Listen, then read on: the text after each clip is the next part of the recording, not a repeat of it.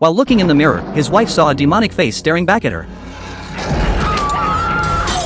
Unable to endure the psychological torment any longer, she slit her throat in the hospital room. Witnessing his beloved's tragic death, this undefeated star attorney found himself completely powerless to help. His equally grief-stricken mother then revealed a secret she had kept buried for decades. 30 years ago, she had visited New York and developed feelings for a male waiter. After returning to their small town, she gave birth to John and raised him alone. That waiter was Milton. This revelation hit John like a thunderbolt. It had all been Milton's plan from the beginning. John stormed into Milton's residence, demanding to know if he was responsible for Mary's suffering.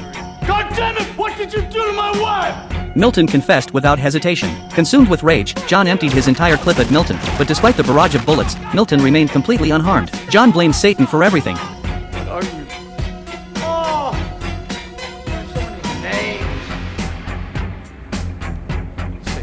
Claiming he had gradually dragged him into the abyss, leading to Mary's death and the suffering of other innocent people. Satan, however, confronted John with uncomfortable truths. He reminded him that it was John's own choices that brought him to New York for the high salary, defending guilty clients while neglecting his wife and ignoring her genuine feelings. He had even contemplated having an affair with a female colleague. Every single step had been driven by his own vanity. Though John vehemently protested, deep down he knew the root of everything lay within himself. Seeing that John had been rendered speechless, Satan spoke to him earnestly about having countless children throughout the world, but only John and Christabella were the most exceptional among them. Despite his immense power, Satan explained, even demons must respect each person's free will. He wanted John to unite with Christabella and produce a child of unlimited potential, establishing an even more powerful dynasty. If John agreed to follow his plan, Satan promised he would never lose another case in court, would be able to control anyone's mind, and would never feel guilt again. John approached Christabella, seemingly accepting Satan's arrangement. But in the next instant, he pulled a gun from his waist and pointed it at his own head. As his plan crumbled, Satan flew into a rage, and everything around them was instantly consumed by roaring flames. In the next moment, Satan had somehow taken on John's appearance, and John suddenly awakened to find himself standing dazed in a bathroom.